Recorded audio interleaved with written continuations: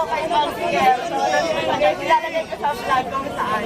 And then naman, ready ka na ba sa next kahon natin? Na magbabago ng buhay mo?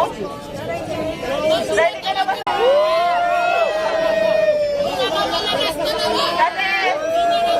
Kasi nabalitaan ko na nagpapahinga lang daw siya dito sa sasakyan. Kaya, ayan. Rosmar ng malakas! Ayan, ayun pa ako na pag pinagawa ko kay Marciel. So, ilalagay ko sa vlog kung saan. And then naman, ready ka na ba sa next kahon natin? Na magbabago ng buhay mo? Ready ka na ba